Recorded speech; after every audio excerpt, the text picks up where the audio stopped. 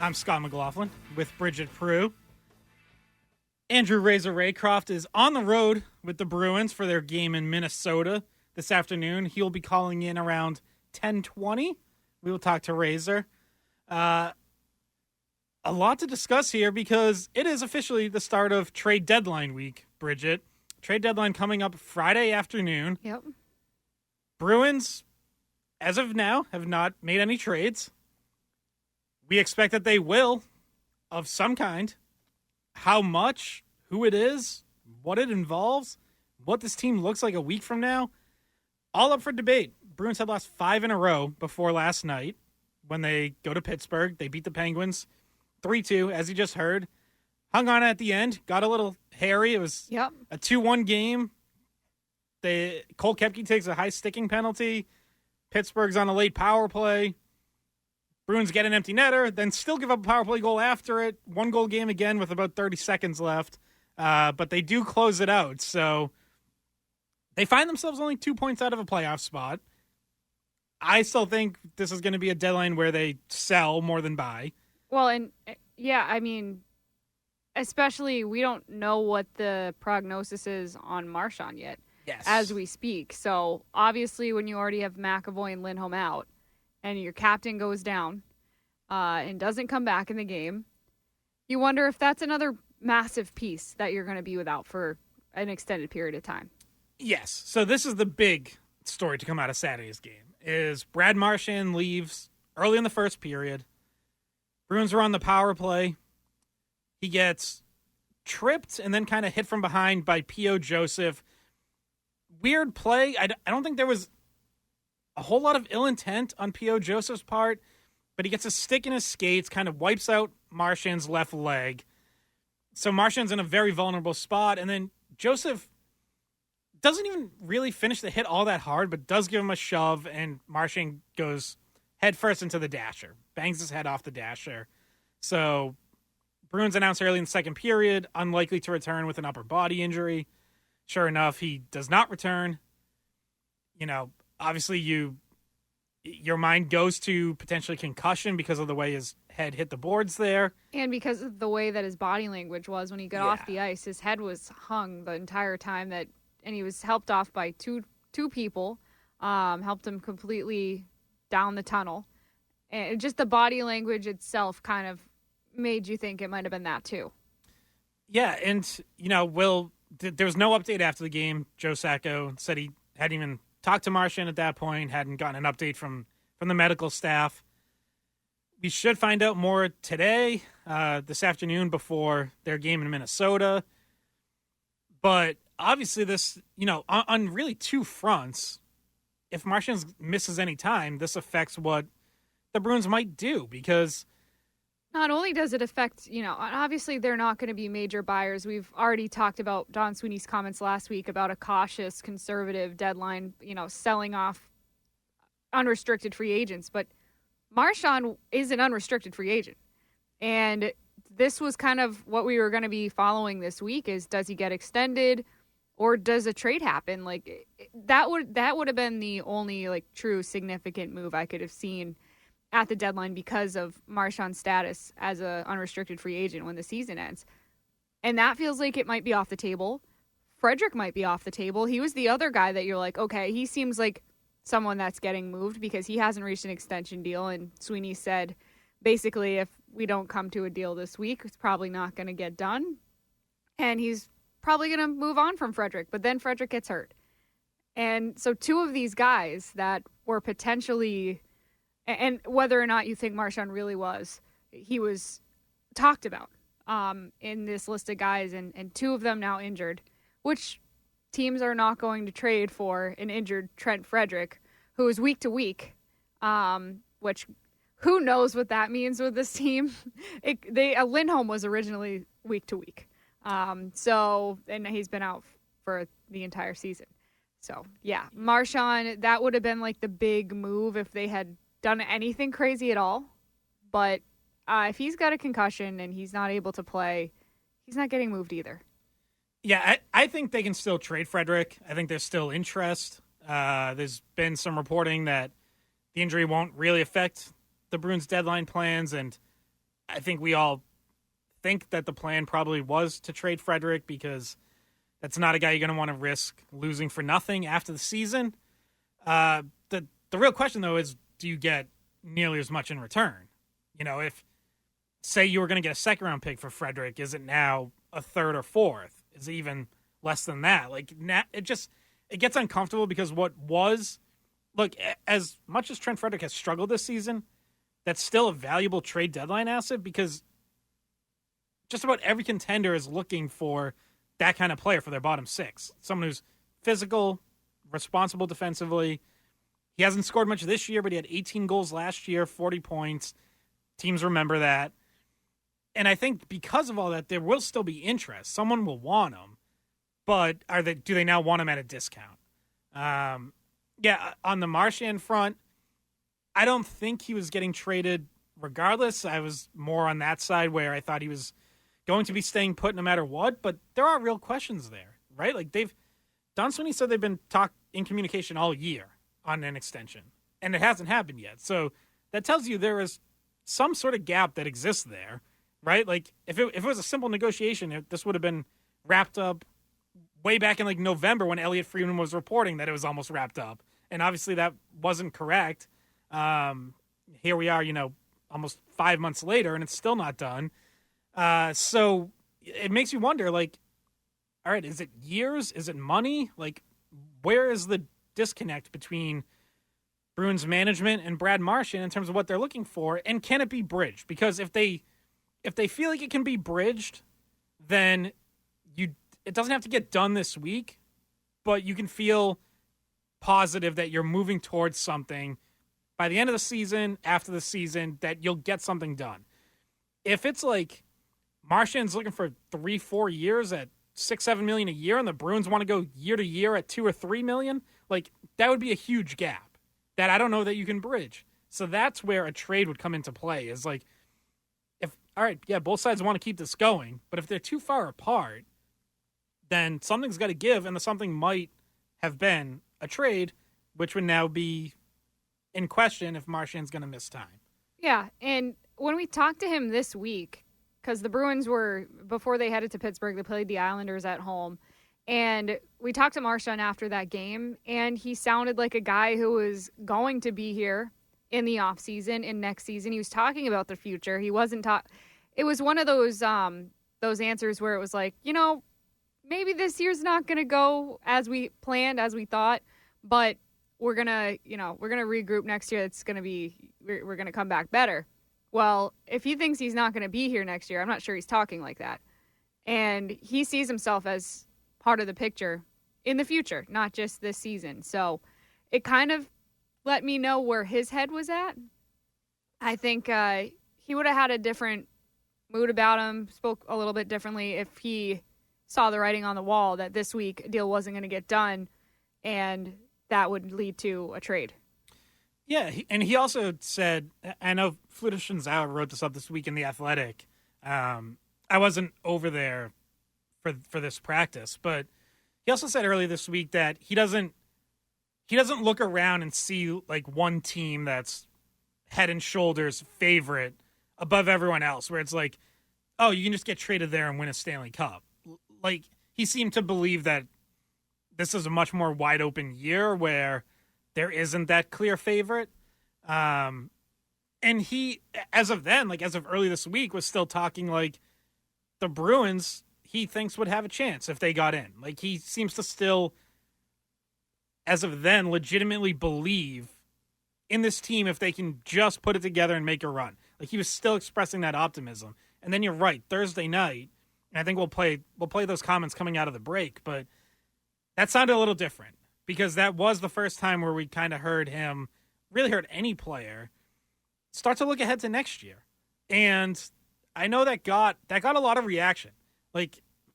From everyone, from one side where it was I appreciate the honesty, thank God they're taking a realistic approach to this, to your captain shouldn't talk like that because it sounds like he's waving the white flag. Yeah, but see, we were there in person, and I thought it was a good answer. I thought it was a realistic answer. I didn't think, and he did finish off, and we'll play it by saying, the season's not over yet and we're going to fight to the end. Like, it's obvious. Like, he's just stating what's actually going on. And, you can't get mad at a guy for giving a real answer. That's what we want. Like, we could sit here and listen to the same BS over and over again about, oh, yeah, we're still going to make the playoffs, or, this year's it's going just fine. Like, nobody eats that up because it's not true. So when he speaks like that, honestly, it's easier for everyone to, like, we actually get something out of that. Whereas, you could have a line that you give every single time and nobody's going to even listen. Yeah, and, right, whoever is left on this team after Friday, they are going to try to make a playoff push. Again, they're only 2 points out as we sit here on Sunday morning. Like, they can make that push even if they trade away a couple pieces.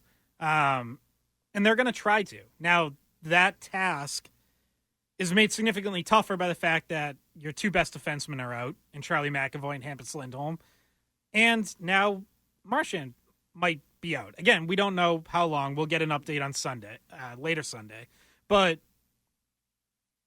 yeah, whether this team actually can make any sort of push, whether you stand pat or trade away a couple pieces or maybe even make a deal where you bring in someone with term who could help now, but more importantly for, a year, 2 years, 3 years down the road, which is something that Don Sweeney also referenced last Sunday when he met with the media, is just very much up for debate because we now have, 61 games that they've played now. Like, yeah, it's a pretty big sample size. Like, we kind of know that what this team is. So whether they're suddenly going to make a push, it feels like it would have to be more another team falling off, whether that's Columbus or Detroit in front of them. The Senators, too, who are tied with them, but they have 2 games in hand. And, yeah, there's such a huge pack just outside the wild card of, I don't know, you could call it 7 teams, really, from Ottawa down to the Islanders. Like, the Bruins are in this big pack of 7 teams looking, or six teams, I guess, looking to try to bump off the 2 wild card seeds right now. So it's a wide field of teams trying to take up 2 spots. All right, so we want to hear from you. We want to hear what you want the Bruins to do this week before Friday's trade deadline, what you think they're going to do, should do. You can give us a call or text us, 617-779-7937. See, we already have a phone in. We've already got a couple texts, so we'll get to those.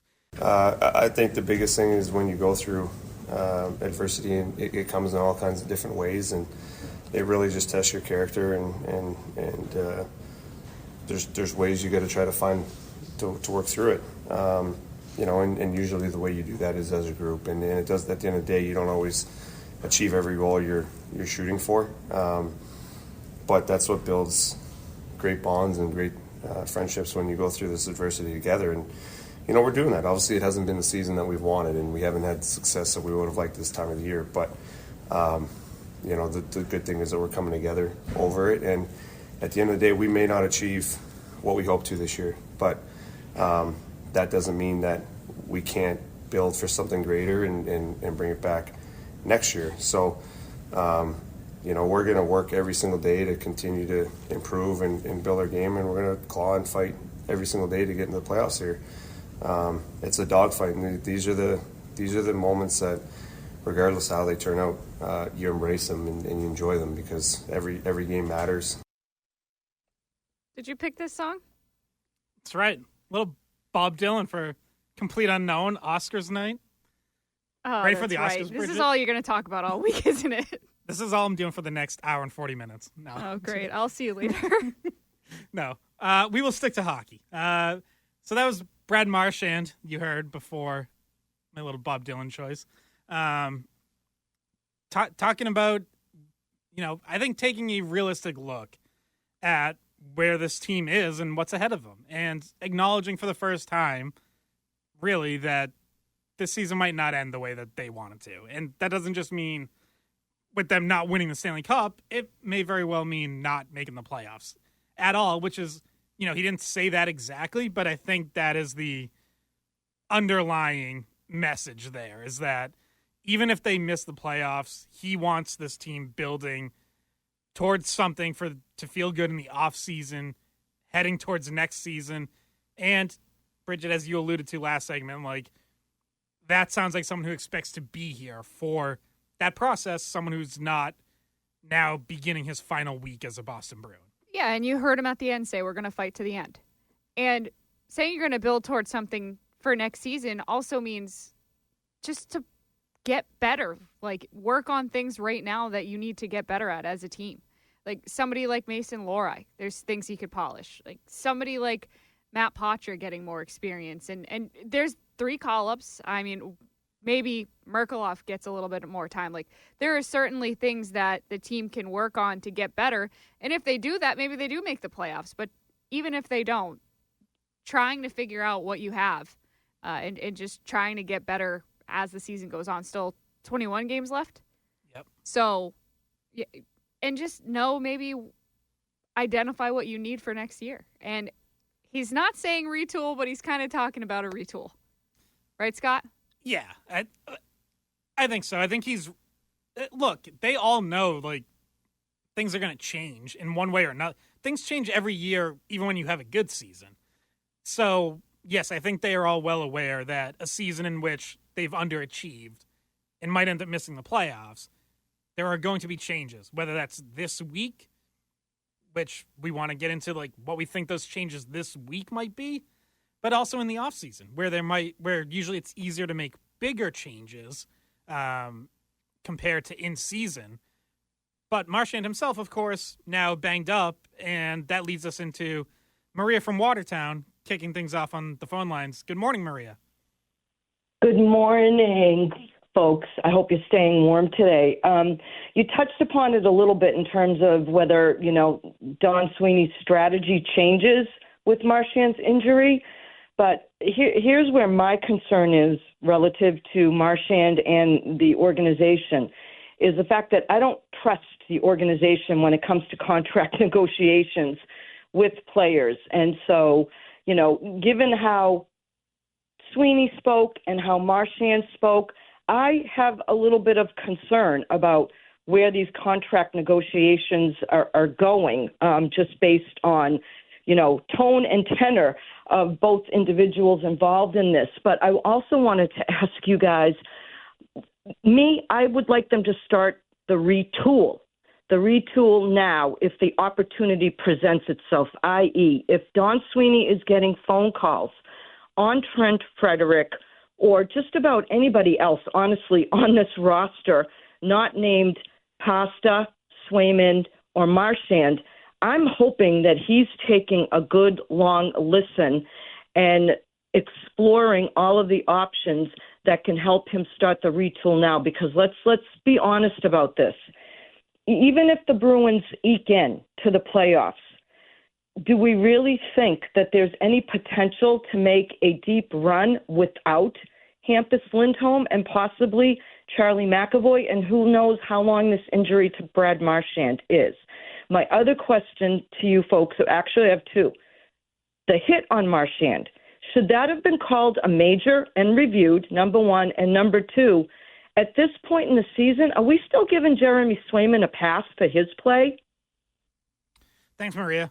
I'll answer the second part. Wait, first. I'm going to answer the first part. No, we're not dealing with the cold very well. Oh, yes, no, that part. Well, I'm ready for spring. Warm in here, warm in studio. But yeah, it was chilly this morning. So Swayman, is he getting a pass? No, he shouldn't be. I'm not giving him one. I wrote about after Thursday's game that I think he has regressed again. Like I think we all know he got off to a very slow start this season. Missed all of training camp because of the contract negotiations. I think that affected him more than he was anticipating. Certainly affected him more than the Bruins were hoping it was going to. Took him a while to really find any traction. Then I thought he did start to. I thought like mid-December to mid-January, certainly coming out of the Christmas break, I think he started playing really well. there's about a month stretch there where he was one of the best goalies in the NHL. That did happen. Now, the Bruins still weren't winning a ton during that because the defense was letting the team down. They weren't scoring. But he was playing really well. Now, I would say over the last month, maybe 5 weeks, I think his game has backslid a bit again, where he's given up 4 more goals in 5 of his last 10 starts. And again, the defense isn't helping. The injuries to McAvoy and Lindholm not helping. We get all that. There's still this team, if they're going to have any shot of making a playoff push, needs Jeremy Swayman to be great. That's what he's getting paid to be. And I don't think he's been great for the last month. He has a losing record this season. Korpisalo has a winning record. And by the way, just looking at it now, I didn't realize last year Jeremy Swayman started 43 games.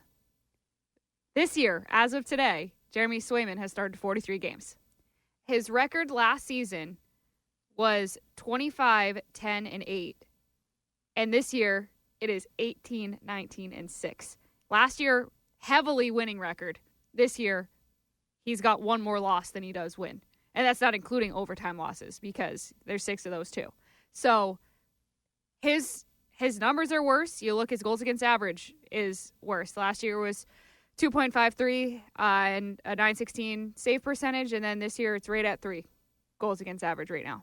And I haven't been impressed too. Like, you can look at the numbers and see that it's worse, but you also just watch it and see that it's worse and see that he doesn't look as confident. And to be honest with you, his body language isn't the same that it was, I don't think, the last few seasons.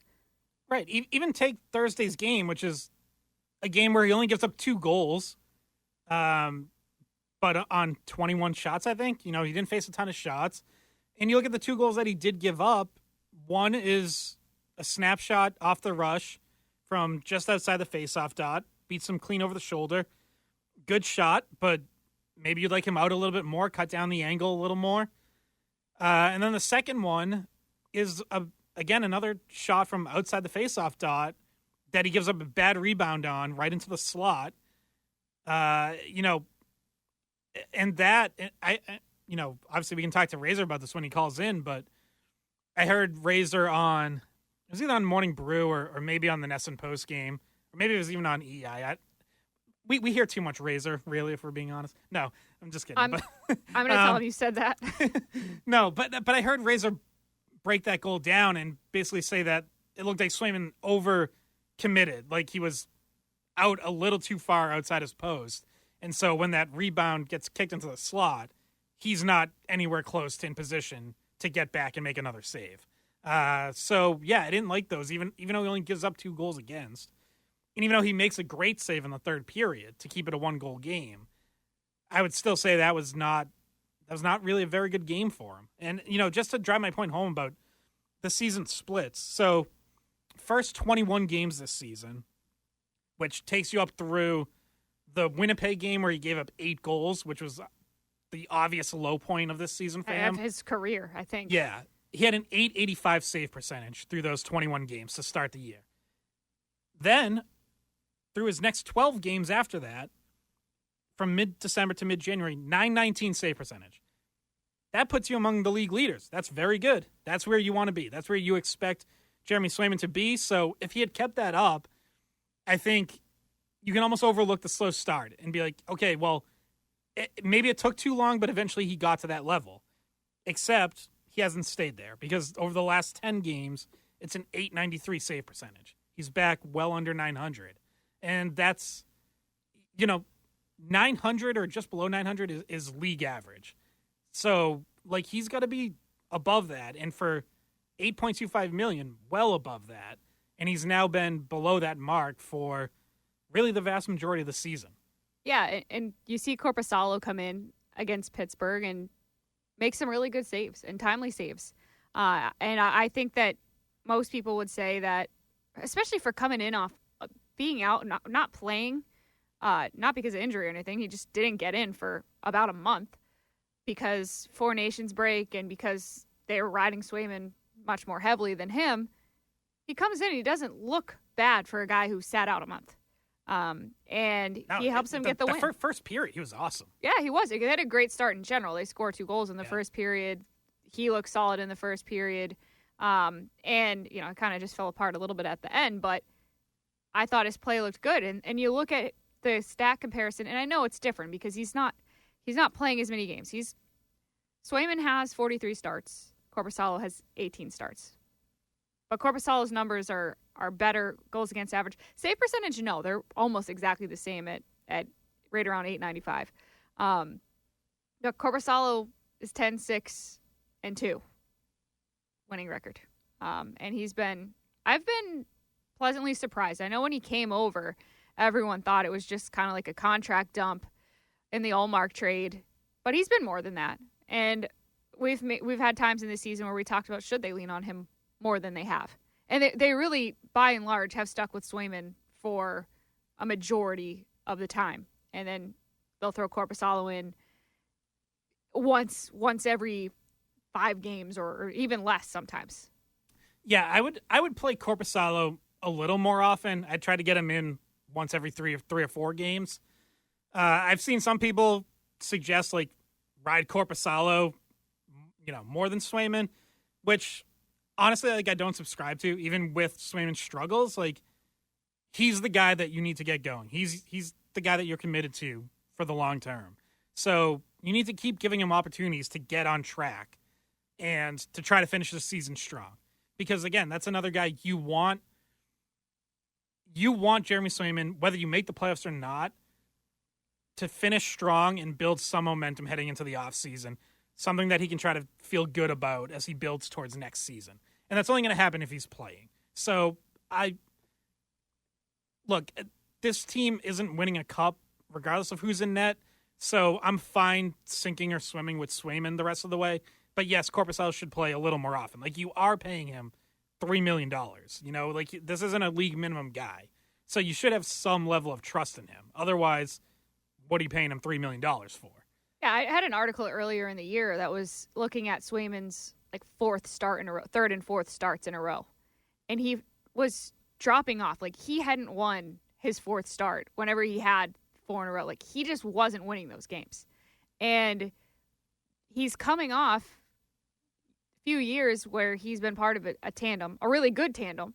And the workload was less, and maybe mentally that's different as well, not just physically. So, and I don't know if this factors in as well, but him and Ullmark were pretty close, and they pushed each other pretty hard, and they just had a dynamic that's not there anymore. So I'm sure all of that factors in too, not just being the starter, but also not having the guy that was pushing you and was as good as Ullmark was, so that they were fighting for something. He didn't feel safe. He had to fight for his starts the last 2 seasons. And now maybe it's just a little bit too comfortable, or maybe it's just... Well, it shouldn't be comfortable. He's facing way more criticism than he's ever faced before. So, that he was universally liked last year. It was 100% Swayman for president. The end of the playoffs last year, he was the most popular athlete in Boston. If you polled people, him or Jason Tatum, maybe. Yeah, he was awesome in the playoffs last year. He was the single biggest reason that you beat Toronto in the first round. He was riding high. Everyone wanted him re-signed. I love how there's, revisionist history now of people who were they made a mistake signing him long term. It was no one was saying that at the end of the playoffs last year. People started to turn right around when the negotiations got ugly. Yeah, exactly. When stuff started to come out publicly, Swayman goes on, what was the podcast that he went on? It was, I apologize for forgetting which podcast that was, but yeah, he goes on there and he talks about, how he majored in business at Maine and, he wants to help set the market for future goalies. Yeah. Using that degree. You know what, though? Everyone would forget about that if he was having a great season. So that's 100%. where it piles up, where it's well, now you had that ugly negotiation and then you've followed it up with a subpar season. So, yeah, so he shouldn't be comfortable at all because he's facing criticism. A lot of it deserved. Some that definitely goes too far. But, yeah, the pressure now is on him to prove that he is an elite goalie, which he's shown signs of in the past, especially last spring. But like now the challenge is doing that consistently and being one of the best goalies in the NHL year in, year out, where you're in the Vezina conversation, which he's not going to be anywhere close to this year. So, yes, you'd like more help in front of him. You'd like to not have to rely on your goalie to bail out the defense so much. But again, when you're in a situation right now where McAvoy and Lindholm are out and the team defense has struggled anyways, where they're not a deep team offensively, it's really just David Pastrnak and Morgan Geekie scoring with a little bit of Marchand mixed in. Like, this team can't just outscore its mistakes. It can't win a bunch of 4-3, 5-4 games. So you need the goalie. It's just how this team is built. Well, and coming out, or technically just before and then coming out of this Four Nations break, his last 4 starts, he doesn't have a win. He's got 2 regulation losses and 2 overtime losses. And that has led to this conversation about, all right, well, is it time to give up this year? Because if they came out of the break strong, and granted, they're without 2 of their best defensemen, so that's part of it, then this conversation might be, oh, they're a wild card team. Like, maybe we do see a little bit of something going on here. But no, 4 losses in a row. Some of them you're getting points because it's overtime, but that's not, at this time of year, when they're trying to climb into those bottom playoff spots, that's not good enough. Okay, so Maria did have another question. We're up against the break here, but Maria did have another question about the Marchand hit that I want to weigh in on. See, the other calls and text. Again, you can get a hold of us, 617-779-7937. That's the call-in line and the text line. We'll be right back after this break. Can you give us an update on Marchand? I haven't heard anything yet. Obviously, he didn't return to the game. I'll probably know more tomorrow. What do you think of the play that injured him? I have to look at it again. I thought that he was tripped into the boards, and there was a little bit of a shove in there too, which put him in a tough spot. I mean, I thought we should have at least been on the power play from there. All right, so that was Bruins interim head coach Joe Sacco talking about the play that Brad Marchand got injured on. No update after the game. We won't get one until pregame Sunday. So I saw, someone on Twitter reached out asking if there was any update. Not yet. We won't hear for a few hours. I thought it was interesting that the broadcast originally said, what was it, like unlikely to return, and then... Well, that's what the Bruins announced. Yeah, they said unlikely to return, and then in the third period it changed to questionable to return, which is slightly an upgrade from there. Yeah, I couldn't tell if if someone had told them that or if that was like editorializing, because the Bruins didn't announce anything about questionable. I kind of got the sense maybe they talked to someone behind the scenes. I don't know. It seemed like that was the only thing that gave me like maybe it's, maybe he's okay. Maybe it's not going to be long term, and it was just a concussion thing and they wanted him to stay out Well, I saw, so Elliot Friedman did have a report on Hockey Night in Canada, I believe, that it wasn't believed to be serious. But what that means, does that mean he misses a week? Does it mean he misses no time? Does he miss Sunday's game and he's back Tuesday? Like, it's encouraging if it's not serious, however you define that. But Maria, when she called in, had a question about, should it have been a major? And I would say no. I don't think it was major worthy. It should have been a 2-minute minor for tripping, is what I think, because P.O. Joseph clearly gets his stick in Marchand's skate, takes out his left skate, and that's why Marchand ends up in such an awkward position. Like, the boarding aspect of the hit, there really wasn't a whole lot there. Like, there's a little bit of a shove, but that would not have been an issue 99 times out of 100 if the player is, has his balance and can brace himself. It was the fact that Marchand was already going down and couldn't brace himself. I think that Maria's point is that if you see the injury, like, are you going to just call it a 5-minute major so you can look at it again? That's kind of sounded like what maybe she was talking about. Like, just call it, look back at it. You can take it down to a minor. You could take it down to nothing. if you call it a major first. It's just the way the rules are. It's just what you have to do sometimes if you want to look at something. Which, if they had looked at it, they would have not found a major penalty. They would have reduced it probably to just a trip or maybe to nothing at all. But it is a way that you could have gone back and seen something that happened really quickly in real time that you couldn't really tell at first. Was it a board? Was it? But then when you see it slow down, it's an unfortunate trip in a bad spot. I think that it would have gotten reduced down to probably a 2-minute minor for tripping. Yeah. But Unfortunately, she's right in that they missed a penalty there ends up being no call on the play. Yeah, unfortunately, everyone missed the trip. Like, the refs didn't see it. The ESPN and ABC broadcast, no one saw it, including the ref expert Dave Jackson that they go to on this stuff. Like, he said something along the lines of, like, looks like Marchand starts to lose his balance, and it's like, why?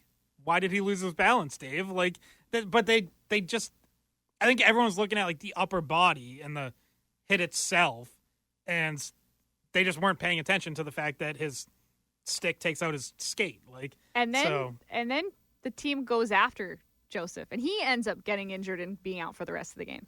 Yeah, I really like the way the Bruins responded after Marchand went out. First off, so the Bruins were already on the power play. They didn't get another power play, but they come out, you see your captain get helped off, go down the tunnel, and literally like 25 seconds later after the puck drop, Mason Lohrei walks in, snaps a shot posting in to make it 2-0. So that right there was a great way to respond while you're still on the power play. And yeah, then the physicality, then kind of ramping things up from there, including P.O. Joseph was targeted on a couple hits, clean hits. And it was the one from Mark Kastelik that ultimately knocks him out of the game with an injury of his own on, again, a perfectly clean play. Like, Cole Koepke is the F1, the first forechecker in. P.O. Joseph kind of spins off him, and here comes Kastelik down the ice, not charging, but just lining up a clean hit, gets him directly shoulder to shoulder, and sends him to the ice. So that was a great response. And Kastelik has been, really above anyone else, the guy who has been able to set that tone physically this season. I feel like it's maybe slipped a little bit recently. I don't know if he's still a little banged up from when he missed a little bit of time himself. I think that's it. I think he's playing cautiously because I think he's had more than one head injury this year. So obviously you have to be really careful. They come when you get them, they come easier the next few times and close together. So he certainly is playing a little bit different to protect himself, I think. Yeah, because there was another play where he looked like he was maybe going to finish a hit, like just as the whistle blew, but he backed off at the last second, and then Sidney Crosby gave him a little slash on the leg, like as he skated by, and he didn't even feel it. He just kept skating away. Yeah, Kastelik didn't even respond. I think Jeffrey VL was in there that time and kind of started mixing it up. By the way, if I'm Sidney Crosby, I don't want to do that with VL on the ice. Like, that's a guy who doesn't care if he gets into a fight. It just didn't seem smart, but especially because I was thinking too, like, obviously P.O. Joseph has a target on his back after that play, but you also wonder, like, is someone going to try to finish a hard hit on Crosby, like captain for captain type thing? Yeah. So it was interesting that Crosby was willing to draw even more attention to himself. Again, not that it was a hard slash or did any damage, but I don't even think Kastelik felt it. Yeah, but just completely unnecessary after the whistle. Let's go to Jay in North Carolina here. What's up, Jay? Good morning, folks. I swore I wasn't going to call it a WEI again, but you're an addiction. And I swore I wasn't going to talk about the Bruins, but I'm a hypocrite, so I guess I can get away with that. But you're missing three people. You're missing Marchand, McAvoy, and perhaps Lindholm. I think the season's a wash. I don't think they beat the Panthers, they beat Edmonton Oilers, and then they lose to cellar dwellers. So consistency is their main point. I don't know what they're going to do. Can they draw up people from Providence that can replace these people? I doubt it, but what do you think? Thanks, Jay. Yeah, so, we saw one call-up from Providence yesterday in Georgi Merkulov. Well, we saw multiple call-ups, but... Yeah. Well, one of one of the kids, one of the younger players. The other two, Jeffrey VL and Ian Mitchell, they've been around a little longer. But yeah, this is kind of where I want to start hour 2 of Sunday Skate, which is, what do the Bruins do now? How do they approach this week with the trade deadline coming up and the rest of the season?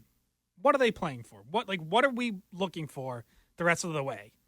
So we do have to catch a break here. You can call in or text us 617-779-7937, and we will be right back. Yeah, missing both of those defensemen, does that change your strategy, your game plan, how you view the trade deadline?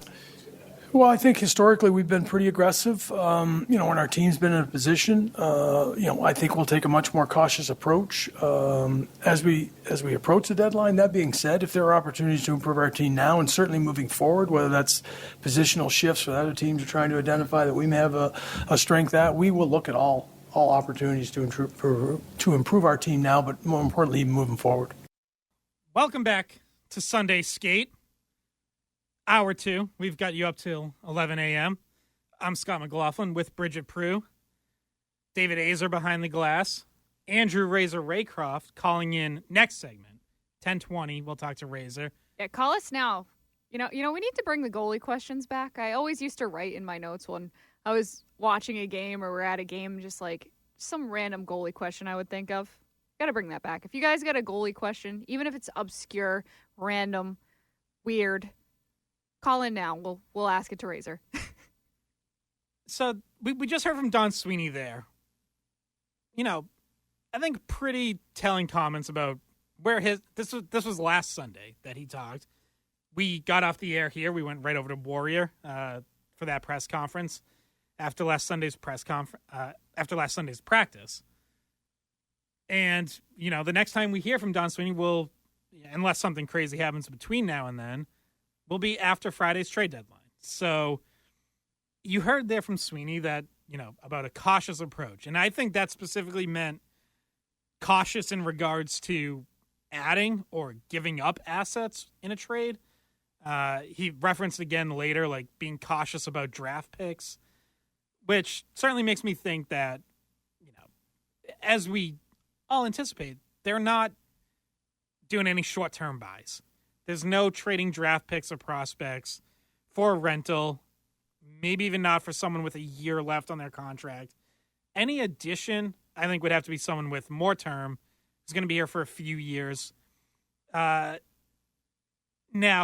whether they are also cautious in selling is what's really interesting, because it's, so the pending unrestricted free agents, the two guys whose names come up the most are Trent Frederick and even Justin Brazeau.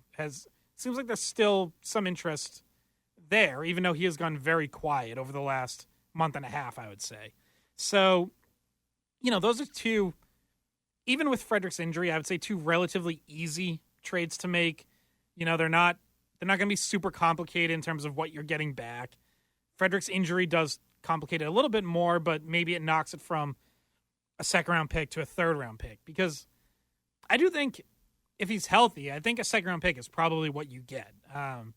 Frank Saravalli at Daily Faceoff had a good article, I think this was early this week, just before he got hurt, kind of running through like trade comparisons they do like a different player every day, and one day it was Trent Frederick.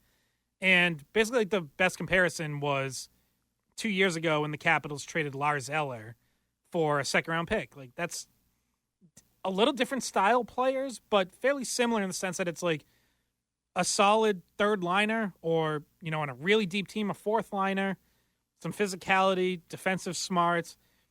Like, that makes sense. That seems like that's what you could get for Frederick.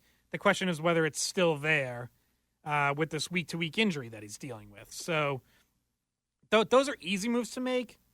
I think the big question facing Don Sweeney is, do you get aggressive and do something more than that? Do you sell, true core players? Do you, there's Marchand, obviously, but then there's also the guys with term, like a Brandon Carlo, whose name has come up in trade rumors, or Charlie Coyle, who's surfaced a little bit. Like, that's where I think this week really gets interesting for Don Sweeney. Is it just a small sell, or is there something bigger on the table coming? Yeah. Did you want to answer some of the texts we got? Because we had two questions about the trade deadline and suggestions, I guess I would say. And this one I'm not sure because of punctuation, if it means or all of the above. But the texter says, I have a trade suggestion. Freddie, Carlo, Coyle for Parayko and a first-round pick. I'm guessing he means all of them. Because you're not getting Parayko and a first-round pick for just one of those.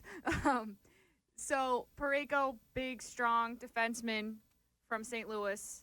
And then Freddie, who we know is on the table. And then Carlo, who we've heard reported, Emily Kaplan reported a few weeks ago that he's someone the Bruins were receiving calls about. And then Coyle and Carlo both still have term left.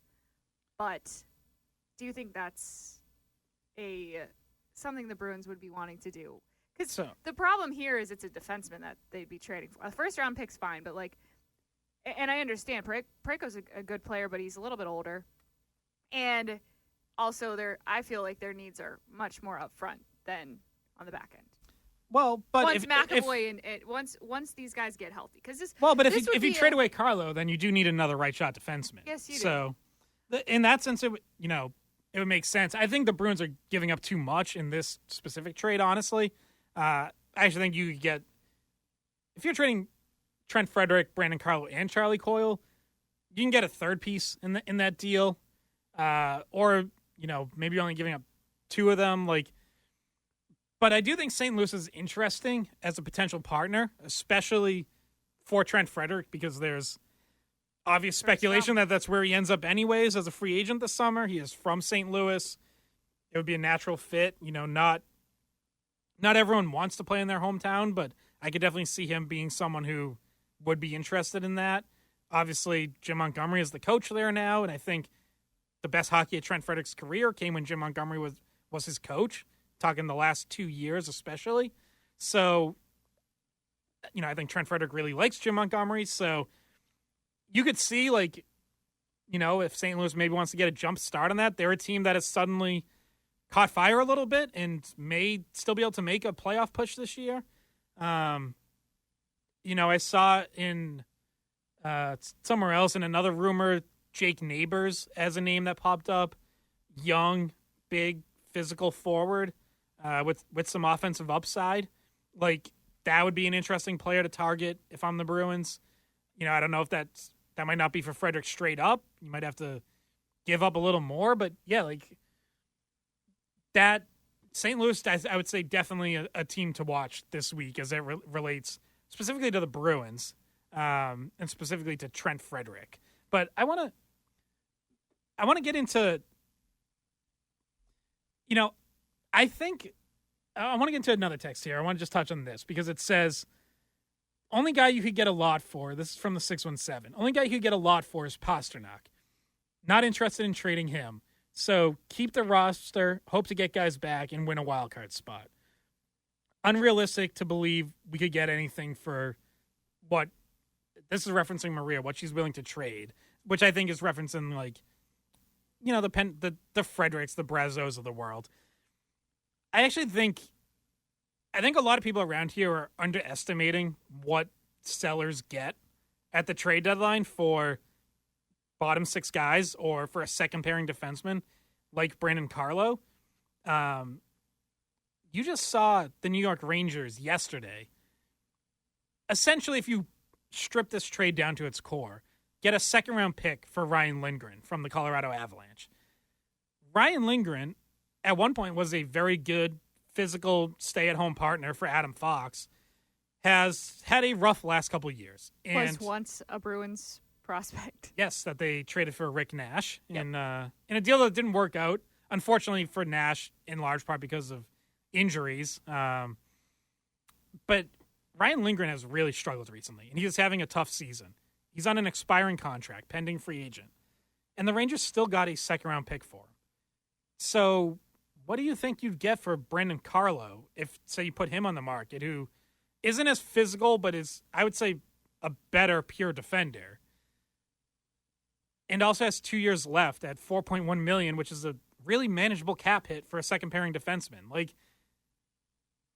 spoiler, you're going to get more than the Rangers got for Ryan Lindgren, I think. Yeah, he's got value. Carlo was talking about because his contract is so reasonable. That's the reason why the Bruins are getting so many calls about Brandon Carlo, is because he is a defensively sound player and can play on right now he's playing on your top D pair, but that's because of injury. He's been good with a lot of different partners as well in his career. He played well with Matt Grzelcyk. He played well with Hampus Lindholm. He's had a lot of different partners through the years. He's actually Torrey Krug been here a very long time, actually, if you really think about it. He started with Zdeno Chara. Yeah, 2016 he started in the league? Yeah, I think, that's 16-17 season. So he's been here 9 years. And I think that he certainly has value for a playoff team. Depth on your defense for a playoff run is really important. I mean, you've seen how many times guys go down. And this is a criticism a little bit of Carlo. Sometimes he gets injured in the playoffs too. So he's had a little bit of that, but not recently. He's talked about this before. In the off seasons, he has the last few spent really trying to figure out better ways to position himself for hits, taking checks, to try to avoid some of those injuries that he was going through earlier in his career. Yeah, and I guess while we're here, another big defenseman trade last night. The Florida Panthers got Seth Jones from the Chicago Blackhawks with some retained salary for a first and fourth round pick. Now that's obviously a different kind of deal. Seth Jones has a monster contract. Yes, he signed through 2030, 31. He has a $76 million contract. Yeah, which I think he's in year 3 of. It was an 8-year deal, so yeah, basically through the end of this decade, which I think becomes a better contract with Chicago retaining $2.5 million every year. Like now, Florida's only paying him $7 million. That feels fair. I also, if you fear a Florida Panthers repeat, I feel like Seth Jones is going to be a great fit there. Like he's, his play has dropped off a bit, but he's been on a team that has been in constant rebuild mode in Chicago. And I know analytics try to strip that out. I just still think it just affects guys. Like Seth Jones is, in the prime of his career, getting towards the end of his prime, and wants to win. And I just think you don't play as well when you're on a team like that. You can say, hey, he should rise above it, whatever. It's just tough. It's tough mentally to go to work every day knowing you have no chance of doing anything. And now he immediately goes to the defending Cup champions, a Stanley Cup favorite. I fear you're going to see a really good Seth Jones in Florida. Yeah, no, when I saw this, I was like, wow, that's a big move, because I kind of forgot about Seth Jones in Chicago. That's not a team that we watch a lot of because they're not a playoff team. They haven't been in a while. And yeah, Seth Jones can be a really big key player for them, and he's tough, and he fits that mold of what the Florida Panthers are right now.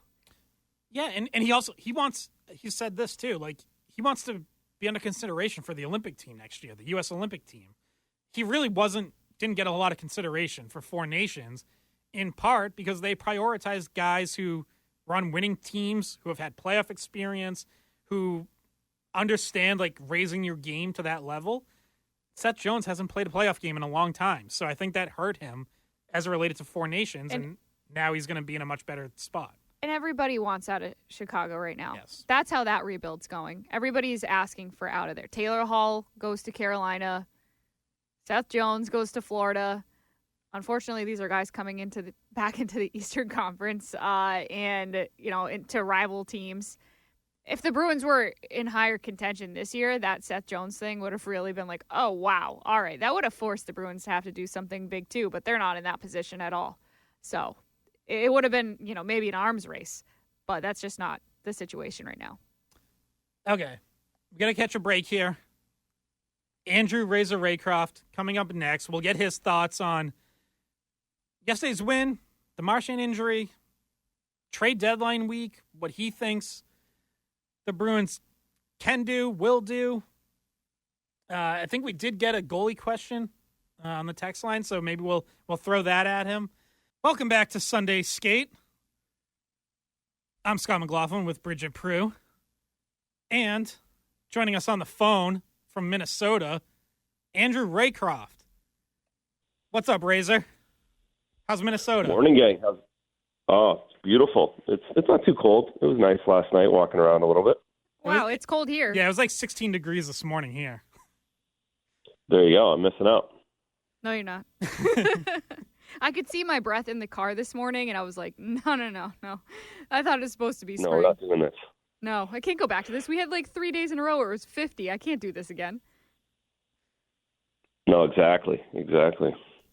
All right, Reza. So Bruins win in Pittsburgh yesterday afternoon, snapped their 5-game losing streak, but Brad Marchand gets hurt. Now just 3 games to go before the trade deadline, which is coming up on Friday. As you wake up this Sunday morning, how do you feel about where this team is and what these next 5-6 days are going to look like for the Boston Bruins? Well, it's they continue to battle and grind. It does have to make you as even the most negative person in this situation has to be impressed with what they're doing in their work ethic and their care, and they're gutting it out. Again, I'm impressed and with how much they're trying to persevere and get through this, because with Brad going down there in the first couple of minutes of the game, I was like, holy, they're really, like, it's really getting snake bit territory for this group. Like, it continues every night, and players that are so important continue to go down. But again, they got a Hart Trophy-like performance from David Pastrnak again, and just willed themselves to a few more points, a couple more points yesterday, and keep themselves in the playoff hunt. Yeah, Joe Sacco pointed out after the game that this is now 3 straight games that the Bruins have been down to 11 forwards for a significant portion of the game. Marchand yesterday, Matt Patra on Thursday, who, after that scary incident at the bench door, turned out to be okay ultimately, but did not finish that game. And then the game before that on Tuesday was Trent Frederick getting hurt, who obviously was, maybe still is, the guy that, is most likely to get traded before Friday as a pending unrestricted free agent. But you're right that they are battling. Even all 5 losses were 1-goal games. I think, that compete level, I think, has shown up in some good starts to these games. They've gotten off to a lot of really good starts recently, which early in the season was not happening for them. So they've found a way to start games better. I think we've seen, at times maybe they run out of steam in the third period. They can't close games out, and that's where I think ultimately, even if this team's gonna battle, even if they are working hard, I wonder if the difference in talent just shows up at the end. Like, that Toronto game in particular felt like a game where it was like Toronto just needed to wake up for 1 period or 25 minutes, and was ultimately able to come back on and beat a Bruins team that just isn't, in my opinion, talented enough to hang with top teams like that. Yeah, I mean, it's tough with the injury. You just mentioned, where so hopefully Brad's back today, but if he isn't, that means, 2 of your top 9 guys, if not 6, are out of the lineup in the past 5 days, and we know all about what's going on the back end. So yeah, it makes it tough. I mean, the NHL is, no matter how great of a coach or no matter how great of a culture, it's all about the horses you have, and when the Bruins are losing, missing 3 All-Stars right now, it is tough, but it's a but is that, they're 2 points out of the playoffs, and you've got to go out and find a way. And if you can string a couple of these together and get some goaltending like Korpisalo played yesterday, then you stay right here in the mix. I don't think that completely changes what this week is, but at the same time, if the Bruins can make their team better with a real hockey trade, that would be kind of cool too, right? Like, it doesn't have to be just get rid of your unrestricted guys and not try and get better with a hockey trade. Like, if Don's been knowing to do that, he works really hard. He's nonstop thinking about how he can make this team better, and that's a possibility as well if that hasn't been looked at too much. Yeah, and especially considering the fact that two of the unrestricted guys are hurt, and it might, the options might have changed maybe a little bit in terms of what he can talk about, what teams will offer for maybe a guy like Frederick. Razer, I want to get your opinion on something we were talking about earlier, which was the conversation about Korpisalo maybe getting a little bit more time. What are your thoughts on maybe, because Swayman's been starting 4, sometimes 5 games in a row. Do you think maybe putting Korpisalo in to break up those starts a little bit more could be beneficial? Well, I mean, Korpisalo is forcing himself into that conversation a little bit with his play. He's been very good. That was a long break for him in between games, and he showed real well and came out of his break and out of his week of goalie training really well. So he's in a great spot that way. Which, yeah, you could definitely see where he gets thrown in rather than 1 out of 5, 1 out of 4 here, 1 out of 3 in the next little while. The schedule will get compressed again. Like just coming off last week, everybody had 2 weeks off, so there's no rest issues. But now that we're into March, you start looking at that a little bit more, and I'm sure the sports science that they're working will determine that. Razer, so you mentioned the possibility of making a hockey trade, which I'm open to. If it's the right guy, if it's someone with term, like, I don't think any of us are giving up any kind of premium assets for a rental. But I want to ask you about like the other possibility where there's the easy path where it's okay, we trade a couple of the depth pending free agents like Frederick, maybe Brazo. There's what you're talking about where, maybe there's some selling and buying and it's like you said, hockey trade. Then there's the what if Sweeney decides to get just more aggressive selling and say he gets blown away on a core piece with term like a Brendan Carlo or a Charlie Coyle. How does that impact the team? Like, would guys in that room take that as, well, management's just throwing in the towel on the season and, players, whether they want to or not, kind of follow suit even if it's subconsciously? Like, how would that impact the room here for the last month and a half? Well, I mean, I don't know how it'll affect this exact room and exactly how it would be, but typically, if you look around the league, when teams sell off in a massive way, they usually get easier to play against, even more so. That's because you said subconsciously, you can get guys seeing the writing on the wall. You've talked about it. We've talked about it already, where talent wins, and so if you're giving more talent away and become less talented, it gets harder to win at this time of year. I don't, in this situation, again, if you're trading those guys, I really would hope that you're getting NHL guys back. I mean, to trade one of those guys for a second or third round draft pick won't make a lot of sense. You go look at the odds of getting an NHL player out of the second or third round compared to compared to the ones you actually have in your lineup that on term that are very great, good teammates on good deals in a salary cap era. You talk about getting blown away. You're talking about getting probably 2 NHLers back for one of those guys each. Yeah, we don't have a lot of time left too for this all to get figured out. Trade deadline comes to a close Friday, 4 p.m. So we've started to see some movement this week too. We were just talking about the Seth Jones trade, big move for Florida once again. I don't know if you have any thoughts on other options that or something you've been thinking about maybe for the Bruins to do with the trade deadline. We also have some interesting questions for you on the text line.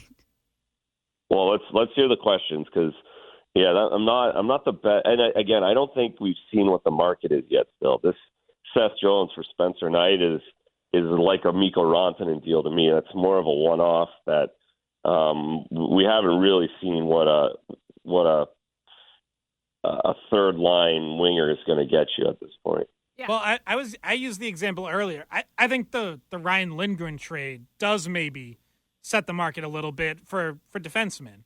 That it ended up being a bigger deal with, like 4 or 5 pieces involved.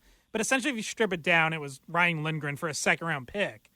And I look at that. That's a guy on an expiring contract who's really having a tough season.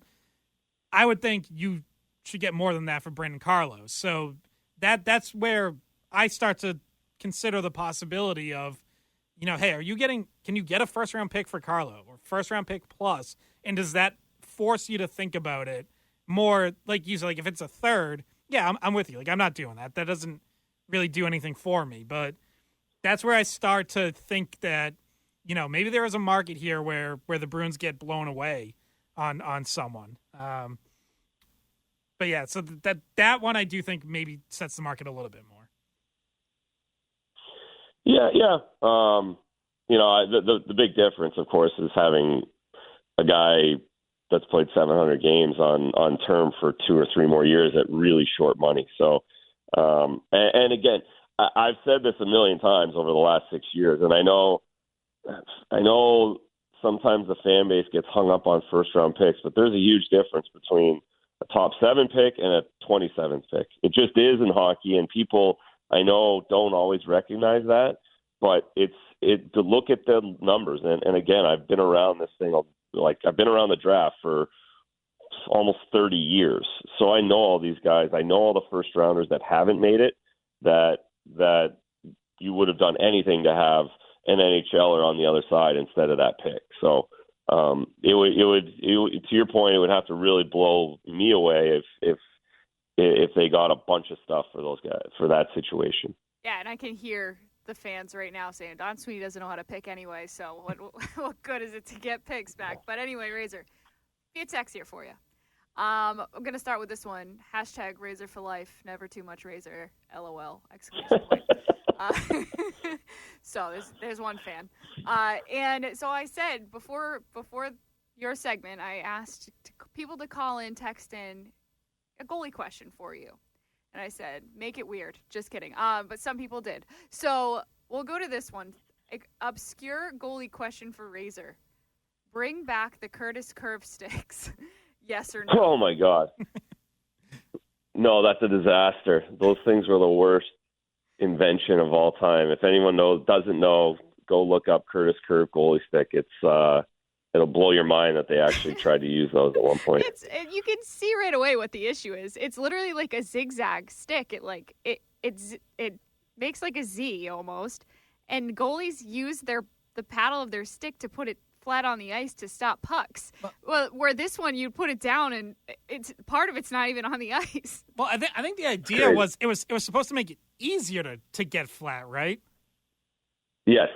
It was easier to pick it up, and it was the way the block where you held the blocker, it was angled so you could have more covering space. It was crazy. I appreciate the attempt at innovation, but there's no way my dad was buying me one of those. Someone also I had to look this up on the internet, what it looked like, and there was a comment forum about it on Reddit, of course, because you can find anything there. And it said they broke really easy too, right? I don't know. I never had one of those, but it wouldn't make sense that it would break easily because it was like 9 different pieces of wood put together, I think. And so I guess the answer to that question is no. Another goalie question. This one is about Swayman and Ullmark. So basically going back to the offseason when the Bruins decided to trade Ullmark, the question is, why did the Bruins trade Ullmark before negotiating with either Linus or Swayman? And, how did that affect the contract and the conversations with Swayman? Basically, did they kind of lose leverage when they traded Ullmark first before figuring that out? Well, yeah, it's just 2 separate things on the NHL schedule. You need to make trades, especially for starting goalies at the draft or before the draft, before free agency, because teams have to make decisions. And so you couldn't have Linus Ullmark all the way until September and think that deal was going to be there. which, by the way, has turned out to be a pretty incredible deal. I know everyone wants to look past it, but Linus for what Mark Haslick does for this team, and then the first-round pick, and Korpisalo, who we're talking about wanting to get more games at this point, is a good piece of business by the Bruins. But you have to make that trade in June, and in June, restricted free agents don't talk about getting signed. So they're on two separate things. You couldn't have got one done before the other in the right order, or right after, one day after the next. It's just the way the business of the league is done, and the timing of it. Razer, as a follow-up to that, because we were talking about Swayman earlier, and I'm of the belief that his play has dropped off a little bit again recently after he had, I thought been building really well from about mid-December to mid-January, where it looked like he was turning his season around and playing like the goalie that he's getting paid to be. Have you noticed, any drop in his play? And if so, like, what does he have to do to try to, whether they make the playoffs or not, finish this season strong and have something to build off and feel good about going into the summer? Well, yeah, he's got to make that one extra save, and that's where they've been at. Whether it was the Robertson goal under his glove against Toronto, the second goal the other night against the Islanders, that rebound pops back into the middle of the ice rather than going to the corner, which it would have been automatically doing against the Florida Panthers in the playoffs last year. He's just, there's just been one or two goals a week, which is the margin in the NHL that your starting goalie can't give up. So again, it was going to be a different year for him no matter what, and it was going to be a lot harder than it has been, in that you're going to play more, you're going to grind more, and you've got to find a way, because the pressure is now on you when you sign these big deals. That's the nature of the business. So for me, there's still an opportunity for him to get hot.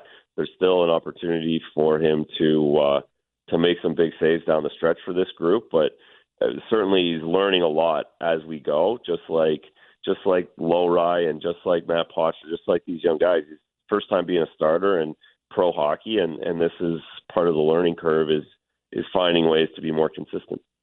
And I got one last goalie question for you from the text line. It says, how much value is there for Korpisalo in this trade market? And also, please answer whether or not you think that's a good idea. There probably isn't a lot. There hasn't been a ton of talk of who needs a goalie. There's no real contender that's looking just for a goalie. That could change, of course, with an injury here in the next couple of days. But Edmonton's the only one that always comes up. But that's not going to happen in this situation. There's, and again, he's got term too. Like a $3.5 million backup goalie is not a big deal going forward here with the salary cap and how much money everyone's making. It's not going to take up a lot of cap, and he's been an unbelievable teammate. He's been an unbelievable guy for this organization. I don't see a reason not to have him here next year as great insurance going forward. All right. Well, thanks a lot, Razer. Enjoy Minnesota. You'll be ringside, right? Or where do they have you set up? Yeah, I'm ringside somewhere, so I'll be up close and personal hopefully for a big weekend for this group. Do you have to fight because this is also a TNT game. Do you have to fight the TNT guys for positioning? Is going to be you versus Bush, or?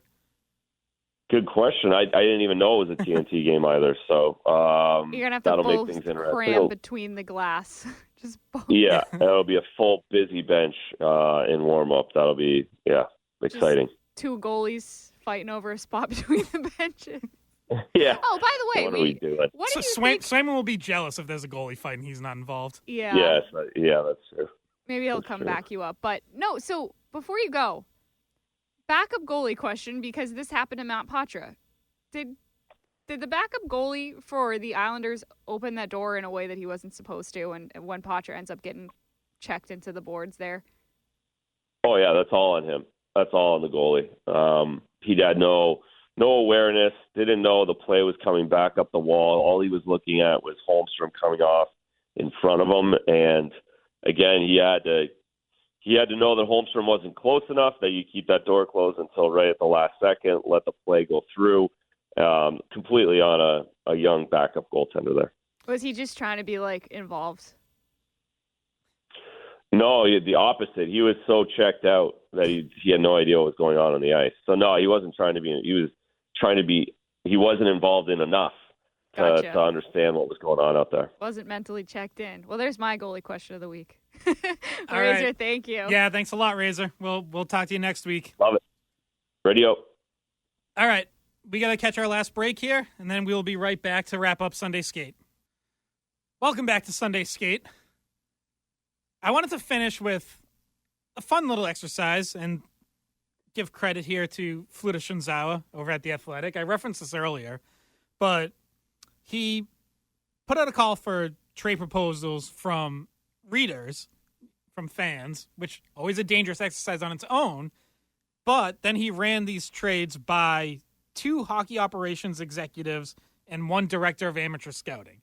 So got real people to weigh in on, possibly fake trades from fans. I want to throw a couple at you here just to give you a sense of, Bridget, I want to see what you think of these, and then I'll tell you what this either hockey executive or scout thought of these proposals. Okay. Brandon Carlo to the Winnipeg Jets for Brad Lambert and a 2025 first-round pick. Brad Lambert was a first-round pick a couple years ago, who's been in the AHL, not totally lighting it up, but still has some real offensive upside. Well, that's going to be a very late first-round pick. Winnipeg's a good team. That's at the end of the first round right there. So like Razer just said, that you lose the value.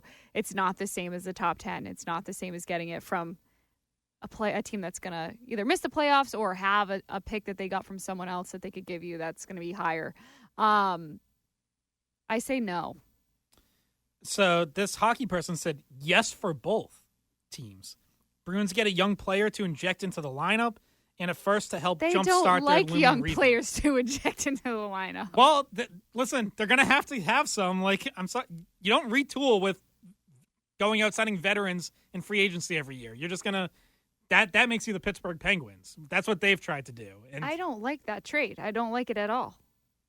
If a potential miss of a first-round pick in the late half of it, and not even just the late half, like the last few picks, and a guy that is an AHLer right now that maybe will make it. But he has played a few NHL games. He's close. This isn't a guy who's 4 years away. He's knocking on the door. I think I would do it. I think this is the kind of trade I would be open to. All right, how about this one? Charlie Coyle to the Los Angeles Kings for a 2025 first-round pick and 2025 third-round pick. Let's see. Where are they picking right now? They are. I mean, if they get knocked out in the first round, that's 25, 26. No, even higher. That's 23. Pick 23, something like that. That one's difficult because it depends what you're gonna do at center. I mean, right now he's playing wing. What does the expert here say? Says yes for Kings, no for Bruins. Not enough of a return for the Bruins. I could see that. Yeah. And also, are we talking about what they need? Their needs are a little bit different than that as well. And so this is what I mentioned this on the Skate podcast, but definitely worth bringing up here too. Just because you trade someone now for picks doesn't mean you have to hold on to those picks. You can turn around and deal it away at the draft in another deal to get someone who's closer to NHL ready for a young player. I've used the Washington Capitals example before. They got a first-round pick from the Bruins for Dmitry Orlov.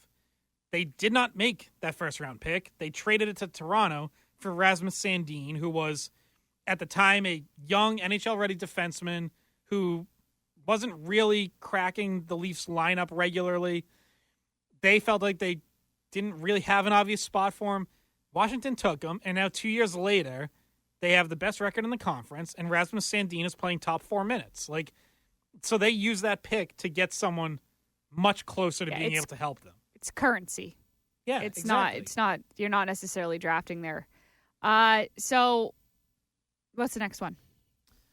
Okay, so then, all right, this is the last one, I think, before we get to maybe a couple sillier ones. Oh, no.